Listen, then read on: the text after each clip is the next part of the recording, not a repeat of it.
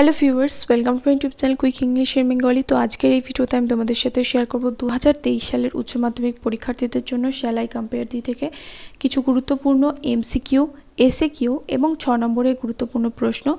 এই প্রশ্নগুলো আমি তোমাদের সাজেশনে দিয়েছি এবং এই প্রশ্নের উত্তরগুলো আজকে এই ভিডিওতে বলে দেবো, যাতে তোমাদের কোনো রকম বুঝতে অসুবিধা না হয় এবং প্রশ্নের উত্তরগুলো যদি পরীক্ষায় আসে, প্রশ্নগুলো তোমাদের পরীক্ষায় আসে, তোমরা সঠিকভাবে উত্তর করতে পারো।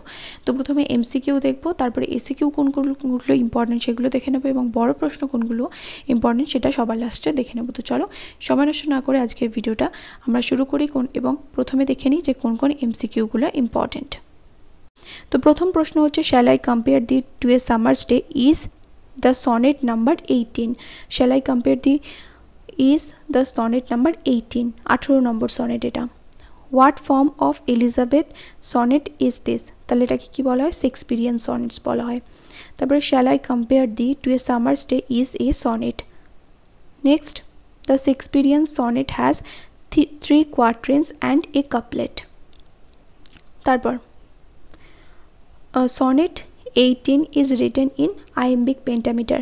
আমি তোমাদের পড়ানোর সময় বলেছিলাম যে আইম্বিক পেন্টামিটারে লেখা হয়েছে এটা। Shall I compare thee to a summer's day is a love poem. তারপর পরের প্রশ্ন দেখো, the sonnet shall I compare thee to a summer's day begins with an interrogation and metaphor. জিজ্ঞাসাও করছে আবার তুলনাও করছে যে আমি তোমাকে কি এই একটা গ্রীষ্মের দিনের সাথে তুলনা করতে পারি? জিজ্ঞাসাও করছে আবার তুলনাও করছে। তারপর এটা বলেছে, the rhyme scheme of shall I compare thee is ABAB। Who is the sonnet address to? কাকে উদ্দেশ্য করে এই চতুষ্পদী কবিতাটা লেখা হয়েছে? তাহলে এই ইয়াং ম্যান হবে। তারপরের প্রশ্ন দেখো এইটা, the poet compares his beloved to. কবি তার প্রেমিক বা প্রেমিকাকে কিসের সাথে তুলনা করেছে? একটা গ্রীষ্মের দিনের সাথে। তারপর এটা, thou art more lovely and more temperate. The word thou refers to, thou মানে হচ্ছে ইউ, তাহলে ইউ বলে এখানে কাকে বোঝানো হয়েছে? The poet's lady love. তারপরে compared to a summer's day the poet's friend is more lovely and temperate. The word temperate means moderate. The fair youth's beauty surpasses the beauty of summer. Next প্রশ্ন হচ্ছে, the winds that blow in summer in Shakespearean sonnets are rough. তারপরে দেখো পরেরটা রয়েছে, rough winds do shake the darling birds of May. Next রয়েছে, rough winds shake the darling birds. The rough winds of summer shake the darling birds of মে। একই প্রশ্ন এখানে ঘুরিয়ে দেওয়া হয়েছে। এরকম কিন্তু অনেকবারই হয় যে এক বছর এরকম টাইপের প্রশ্ন এসেছে এবং পরের বছর প্রশ্নটা ঘুরিয়ে দেওয়া হয়েছে, একই প্রশ্ন, উত্তর কিন্তু একই হবে। The poet states the summer is not eternal, summer has short duration. এখানে অপশানসগুলো আমি আর বলছি না, শুধু উত্তরগুলো বলে যাচ্ছি। Sometimes too hot the eye of heaven shines. The reference here is to the sun. তারপরে the eye of heaven in Shakespeare's sonnet number 18 refers to the sun. তারপরে এটা বলেছে his gold complexion dimmed, here his refers to the sun.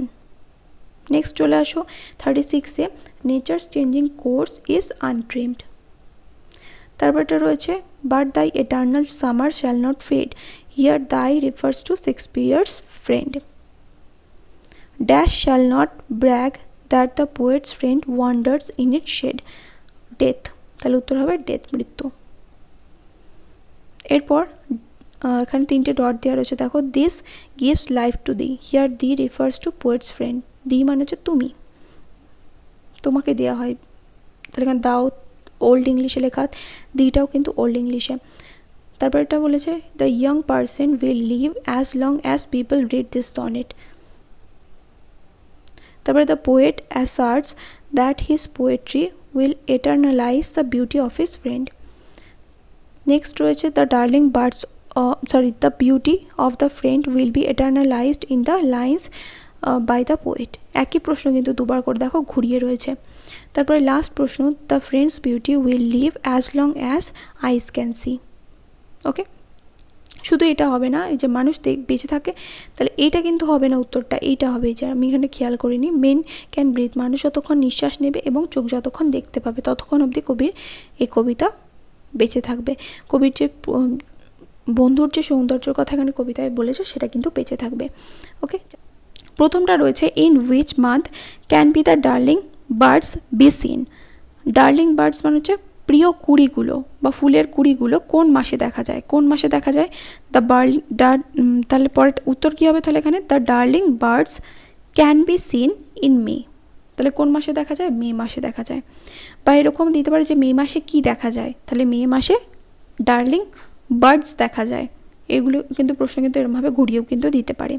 তারপরে প্রশ্ন রয়েছে what do the rough winds do in summer. গ্রীষ্মকালে রুক্ষ বাতাস কি করে বা ঝোড়ো বাতাস কি করে? Rough winds shake the darling birds of summer.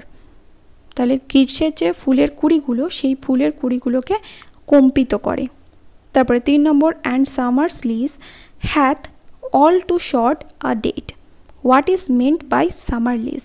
Summer lease মানে গ্রীষ্মের লিজ, এর মানে কি? গ্রীষ্মের লিজ মানে হচ্ছে ডিউরেশন অফ সামার, যেটাকে বলা হয় গ্রীষ্মের অবকাশ বা গ্রীষ্মের সময়কাল। তাহলে summer's lease means the duration of summer. তারপর এটা how is the gold complexion of the sun deemed.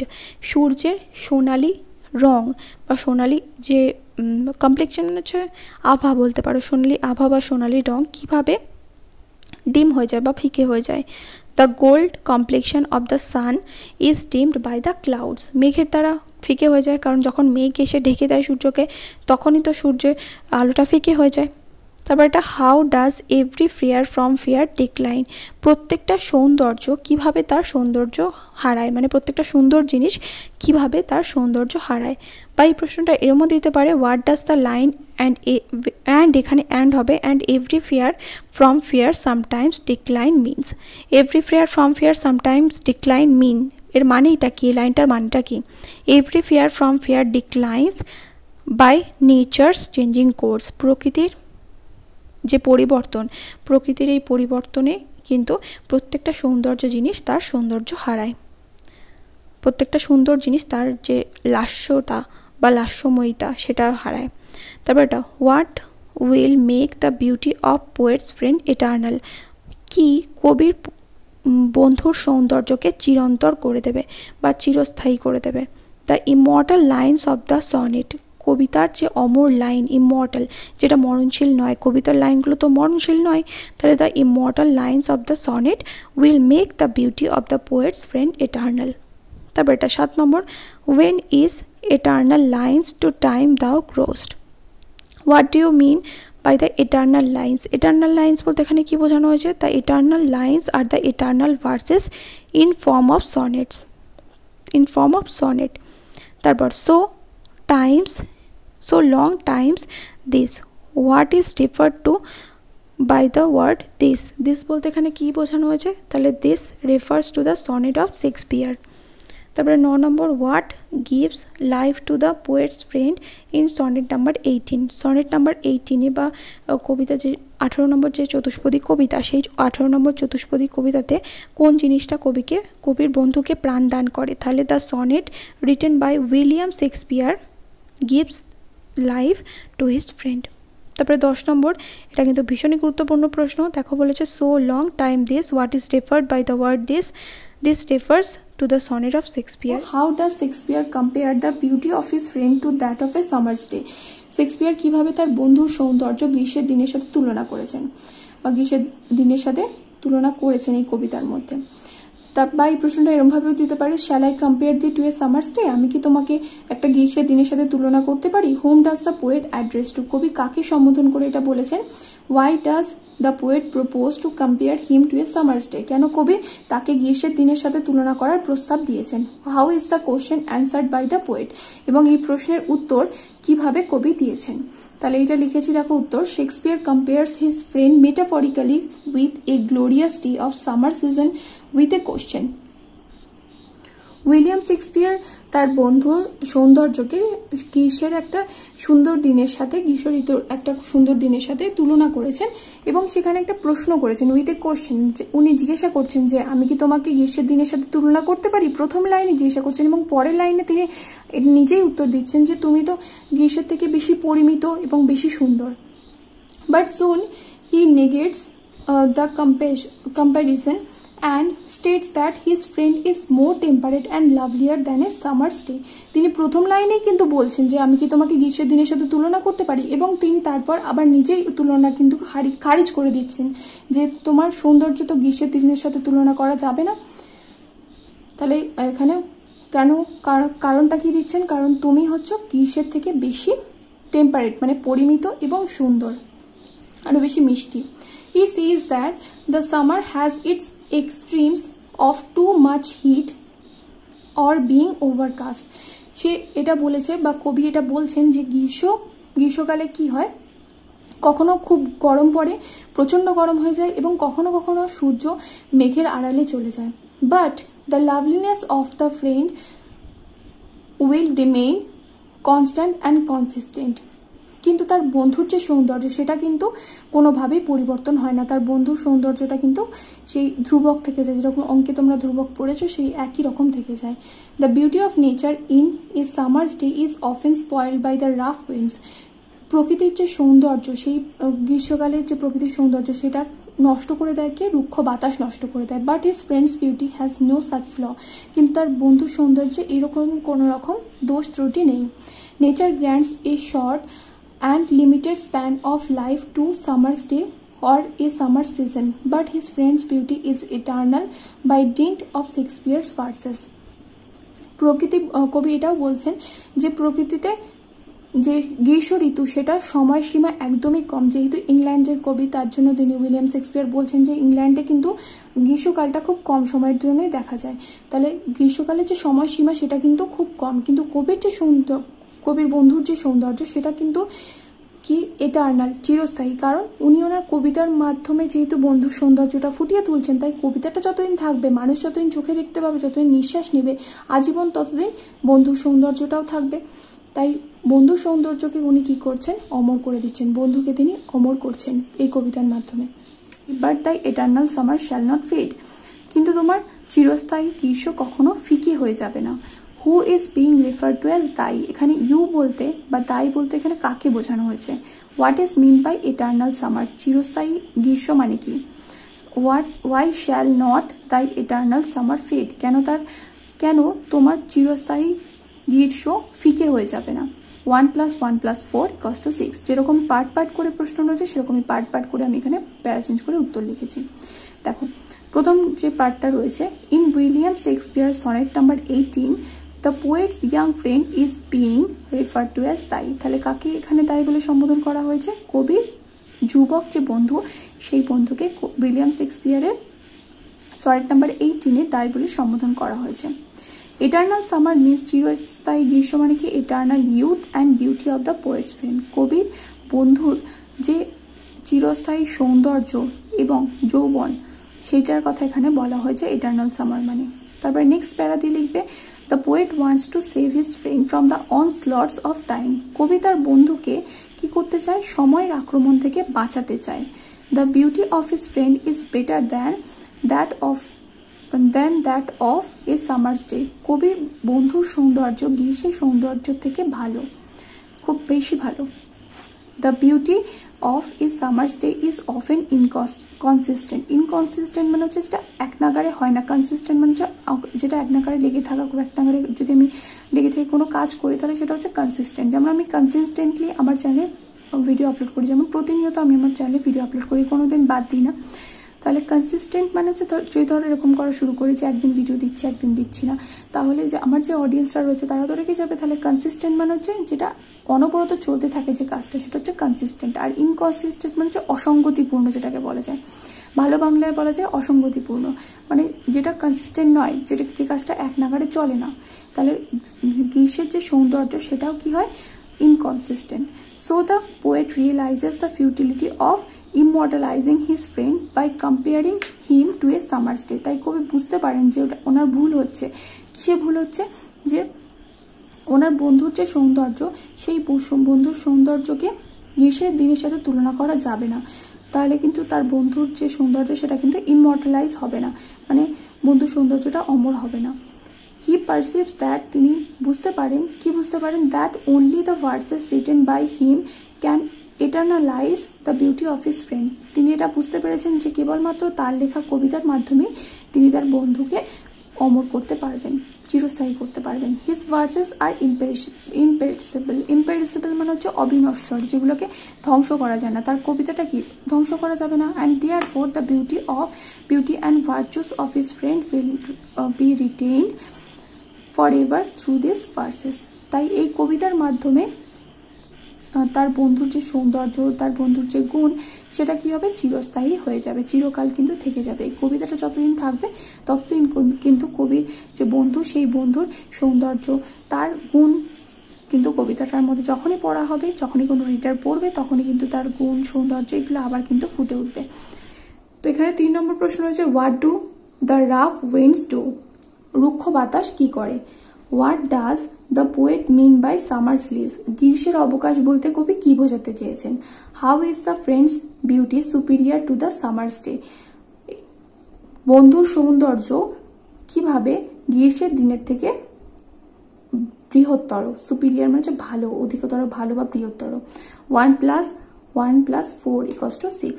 তাহলে এখানে উত্তর কি হবে? প্রথম উত্তরটা, in his sonnet Shakespeare says that the rough winds sometimes seek off the darling birds and therefore destroy the natural beauty. Shakespeare তার সনেটে বলেছেন যে রাফ উইন্ডস, রুক্ষ বাতাস কি করে, কোনো কোনো সময় প্রিয় যে ফুলের কুড়িগুলো, ডার্লিং বার্ডস মানে ডার্লিং বার্ডস অফ মে, যে ফুলের কুড়িগুলো, সেই ফুলের কুড়িগুলোকে কি করে, আন্দোলিত করে, কাঁপিয়ে দেয়, এবং এইভাবে সেই প্রকৃতির যে সৌন্দর্য সেগুলোকে নষ্ট করে। পরের যে প্রশ্ন রয়েছে দেখো, বলেছে এখানে পরের প্রশ্নটা, যে পার্টটা রয়েছে, পরের পার্টটা বলেছে, what does the poet mean by summer's lease? Summer's lease বা গ্রীষ্মের অবকাশ বলতে কবি কি বুঝিয়েছেন? The phrase summer's lease suggest the span of life granted to summer. এখানে সামার্স লিজ বলতে গ্রীষ্মের অবকাশটা বা গ্রীষ্মকে যতটা জীবন দেয়া হয়েছে সেই জীবনটার কথা এখানে বলা হচ্ছে, মানে গ্রীষ্মের সময়সীমাটাকে এখানে বোঝানো হচ্ছে। This is a legal term. Here, summer's duration is very short. It is a legal term. This is a legal term. Here, summer's duration is very short. এখানে গ্রীষ্মের যে অবকাশ সেটা খুবই অল্প। The season will not continue forever. এবং এই ঋতুটা সবসময় চলবে না, অল্প সময়ের জন্য আসে এবং চলে যায়। It will have natural and according to the course of time. আর এটা কি হয়, এটা প্রকৃতিগত, মানে এটা ন্যাচারালি যেরকম ঋতু পরিবর্তন হয় সেই রকমই গ্রীষ্ম ঋতু আসে এবং চলে যায়, এবং এটা সময়ের সাথে সাথে কি হয়ে যায়, শেষ হয়ে যায়। পরের প্যারা দিয়ে লিখবে, নেক্সট যে পার্টটা রয়েছে এখানে বলেছে, how is the friend's beauty superior to the summer's day? তাহলে এর উত্তরটা কি লিখবে? The beauty of his friend is better than that of a summer's day. The beauty of a summer's day is often inconsistent. কারণ গ্রীষ্মের দিনের যে সৌন্দর্য সেটা প্রায়শই কি, ইনকনসিস্টেন্ট, মানে যেটা এক নাগারে নয়, এক নাগারে যে জিনিসটা হয় সেটাকে বলা হয় কনসিস্টেন্ট। তাহলে the beauty of summer's day is often inconsistent, এখানে ইন যোগ হবে। So the poet realises the futility of immortalising his friend by comparing him to a summer's day. He perceives that only the verses written by him can eternalize the beauty of his friend because his friend is more lovely and temperate than summer's day. এই যে প্যারাটা আমি এখানে লিখিয়েছি এটা কিন্তু আগেও একটা প্রশ্ন যেটা দিয়েছি সেই প্রশ্নের থেকে, তাই আমি এখানে এক্সট্রা করে মানে বলছি না, কারণ এই প্রশ্নের উত্তরটাই কিন্তু এখানে লিখেছি কিছুটা। তাই তোমরা যখন উত্তরগুলো মুখস্থ করবে, একটা যদি মাস্টার অ্যান্সার তোমরা প্রিপেয়ার করো বা দুটো প্রশ্নের উত্তর যদি তোমরা প্রিপেয়ার করো, তাহলে যে কটা সাজেশনে দিয়েছি তোমাদের উত্তর সেগুলোই কিন্তু ওরকমভাবেই লিখতে হবে, শুধু একটু ঘুরিয়ে ফিরিয়ে লিখলে হয়ে যাবে। তো এখানে প্রশ্নটা রয়েছে দেখো, 4 নম্বর প্রশ্ন রয়েছে, and this gives life to thee. What does this refer to? এখানে দিস বলতে কি বোঝানো হয়েছে? Who is refer to here by thee? Thee বলতে এখানে কাকে সম্বোধন করা হয়েছে? How does this give him life? এটা কিভাবে তাকে জীবন দেয়? 1 + 1 + 4 = 6। তাহলে উত্তর কি হবে? This refers to the verse written by the poet William Shakespeare. William শেক্সপিয়ারের লেখা কবিতাটার কথা বা ভার্স যেটা উনি লিখেছেন সনেট, সেইটার কথা এখানে দিস বলতে বোঝানো হয়েছে। Thee refers to the poet's friend mister WH। Thee বলতে এখানে কবির বন্ধু মিস্টার WH কে বোঝানো হয়েছে, who is the poet's, who is also the poet's patron. Next para দিয়ে লিখবে যে this, how does this give him life, মানে এটা কিভাবে তাকে জীবন দান করে, তাহলে সেটা এবার নেক্সট প্যারাতে আমরা দেখবো। The poet William Shakespeare infers in sonnet number 18 that his friend will live for ever despite the cruel blows of time, নিষ্ঠুর টাইমের বা নিষ্ঠুর সময়ের নিষ্ঠুরতা সত্ত্বেও কবি দাবি করছেন যে ওনার বন্ধু, সনেট নাম্বার 18-এ উনি দাবি করছেন যে ওনার বন্ধু চিরকাল বেঁচে থাকবেন। This will be made possible by the immortal verses or sonnet written by the poet, এবং এটা কিভাবে সম্ভব হবে, এটা তখনই সম্ভব হবে যখন উনি কবিতার মাধ্যমে তার বন্ধুর সৌন্দর্য ফুটিয়ে তুলবেন, বা সনেটের মাধ্যমে তিনি তার বন্ধুর সৌন্দর্য ফুটিয়ে তুলবেন। কারণ সনেটটা তো নষ্ট হবে না, যখনই পড়া হবে এটাকে তার বন্ধুর সৌন্দর্য আবার ফুটে উঠবে, তার বন্ধু আবার জীবিত হয়ে উঠবে। The entire human race will read this sonnets as long as they thrive. As long as thrive মানে হচ্ছে মানুষ যতদিন বেঁচে থাকবে ততদিন তার সনেটগুলো কিন্তু মানুষ পড়তে থাকবে, তাই ততদিন কিন্তু কবির যে বন্ধু সেও বেঁচে থাকবে। In this way, the friend's beauty will be celebrated forever in this mortal world. এই মরণশীল পৃথিবীতে এইভাবে কবির বন্ধুর যে সৌন্দর্য সেটা সেলিব্রেট করা হবে, উদযাপন করা হবে। Even the relentless march of time will be unable to destroy the fame of the friend and as depicted in the sonnet. এমনকি সময়ও এটা নষ্ট করতে অক্ষম হবে, যে বন্ধুর যে সৌন্দর্য যেটা উনি কবিতার মাধ্যমে ফুটিয়ে তুলেছেন সেটা কিন্তু সময়ও নষ্ট করতে পারবে না। 5 নম্বর প্রশ্ন রয়েছে, nor shall death brag thou wander'st in his shade, who is referred to here by thou, how does the poet propose to win over the brag of death. Who is referred to here as thou, you বলতে এখানে, thou বলতে এখানে কাকে বোঝানো হয়েছে। How does the poet propose to win over the brag of death, কবি কিভাবে মৃত্যুর উপরে জয়লাভ করেছেন, মানে জয়লাভ করার প্রস্তাব দিয়েছেন। তাহলে এখানে উত্তর দেখো লিখেছি, in William Shakespeare sonnet number 18 the poet's young friend is referred to here by thou, কবির তরুণ বন্ধুকে এখানে দাও বলে সম্বোধন করা হয়েছে।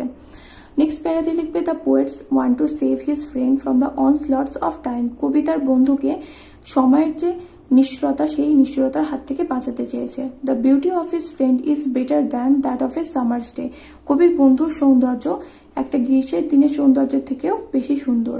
The beauty of a summer's day is often inconsistent, একটা গ্রীষ্মের দিনের সৌন্দর্য কি, গ্রীষ্মের দিনের সৌন্দর্য হচ্ছে ইনকনসিস্টেন্ট, মানে যেটা এক নাগারে হয় না। কনসিস্টেন্ট যদি বলা হয় তাহলে মানে যেটা এক নাগারে চলছে। So the poet realizes the futility of immortalizing his friend by comparing him to a summer's day, তাই কবি নিজের ভুলটা বুঝতে পারেন যে গ্রীষ্মের দিনের সাথে তার বন্ধুর সৌন্দর্যকে তুলনা করা যাবে না, কারণ গ্রীষ্ম তার বন্ধুর মতো, বন্ধুর যে সৌন্দর্য সেটার মতো চিরস্থায়ী নয়।